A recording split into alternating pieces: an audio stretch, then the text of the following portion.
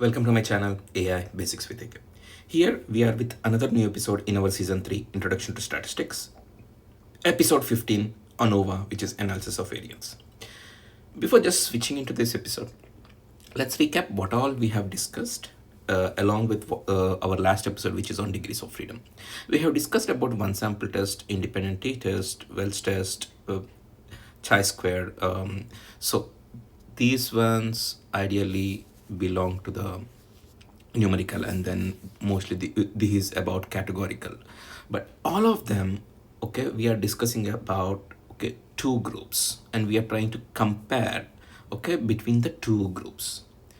What happens if there are more than two groups? Which test or which methodology do we use? And then again, the ANOVA comes to our rescue, and thanks to the great statisticians who has devised and designed this.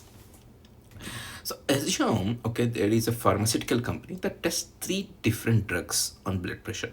Drug A got 30 patients, drug B 30 patients, and drug C. We have 3 equal groups, and we want to see it out, if there is any degree in effectiveness across all 3 different drugs. How do we test it out? That's where ANOVA comes into the problem. But usually, if we do not have ANOVA, we would be running 3 different tests: A versus B, A versus C, and B versus C, because these are 3 different combinations. And what happens is that when we are trying to compute any type 1 error, say for example, because we all know that there is a chance of being a false positive. If there is a 5% in a type 1 error, we will compound that error, and it becomes 14% when we are running 3 different tests independently, because three tests, all assuming it out, all 3 tests have an equal chance of 5% of a type 1 error. So it compounds when we try to integrate all of them. So that's where our ANOVA comes into our picture. And then it's just one test, one alpha, and there is no compound of error. So our H naught, which is our null hypothesis, becomes, let's assume that all are equal. And we have tested all these 3 drug groups, and then we have now enough evidence. We have tested, say for example, we collected these 3 drug patients, and then we have now enough data that at least one group is different. Then we can conclude at least one drug is very different among them. So all 3 drugs do not act in the same way. That's how we can always test it out. But at least this tells if there is any difference in the group at all. That's more we would like to arrive at it. So how do we do that? So the core intuition is a between group variance, how the spread of the group means from the overall mean. Say for example, there are 3 groups, and then the assume it out, there is an overall mu, say mu z, and then there is a mu a, mu b, and mu c. I'm saying about mean here, and say we want to check it out how much these are different from this overall mean of the sample. And within group is nothing but how the individual samples are varying it out. This is our regular variance, which we know about it, which is sample variance for each and every group, and then this is an overall group variance. So this tells the signal whether this individual groups are varying it out, and this tells the noise. Is it the noise that is causing it out, or is it actually structurally these 3 groups are different? So if we have a higher signal and lower noise, it means the groups are very different.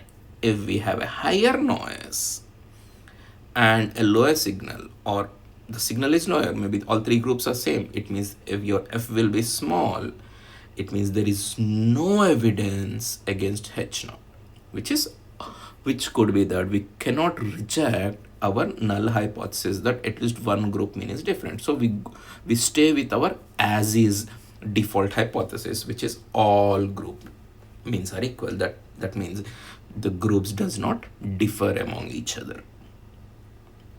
Let's see this example with a simple chart here. Now we are able to see that all three groups are here. Like here, if you could see it out, okay, there is a drop down at the top.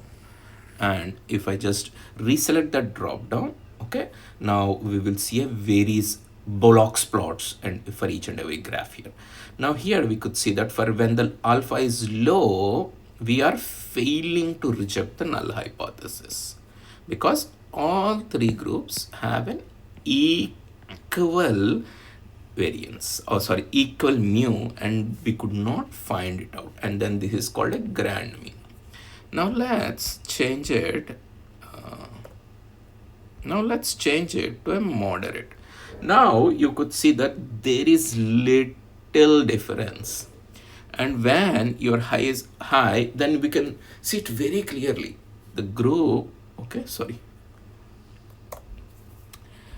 We can see it very clearly that the group, okay, a grand mean here, which we could see it out, this is very different from the individual means, which is this statistical point in dotted line, which means that these as, okay, as we switch scenarios, we can see that when f is large, we can reject the null hypothesis. That's the very crucial effect that we can take it ahead. So ANOVA tells someone differs, but not who. That's the most important caveat.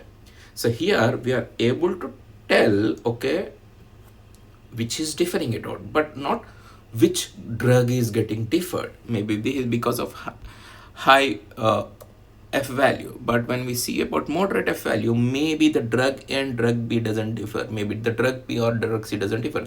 The drug A is actually differing from the mean. So how do we identify which one is different? Okay, or all three are different. Is A is different from B, or B is different from C, or all three are different? This is where our pairwise comparisons on ANOVA comes into the picture, and which is called Tukey's honest significance difference, which is very much important and which is often people leave it out after doing an ANOVA comparison. The Tukey's HSD, which is called as, computes the minimum difference between two group means and must exceed a considerable significant difference. And this is just a formula. Now let's come back. Look, so this is just an introduction to it, okay, and I would request you people to explore it, because what we have seen it out is that from our two groups comparison, we have come to that, okay, we can compare more than two groups. It can be 3, 4, etc.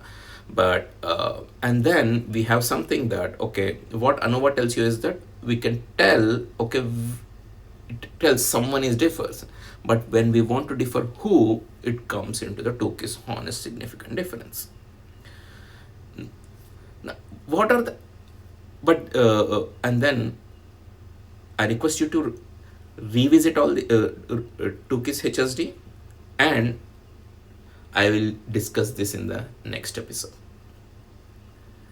in detail. Now, when we have discussed ANOVA, ANOVA has three powerful assumptions. One is that observations from within the group and across the groups must be very different, and the data within each group must be exactly normally distributed. It means we should be having a very large normal. It means we should be having a larger sample, and all groups should have almost roughly equal variance, which is called homoscedasticity. And then there is something called heteroscedasticity, which we will learn about in next episodes when we learning regression. And that's it for today's episode, and I request you to learn more about Tukey's high honest significance difference, and I request you to post back in the comments. And if you feel that you, and of course I'll come back with much more detailed episode on just on Tukis in the next week. Thank you, and we'll meet in the next episode, which is episode number 16. Have a nice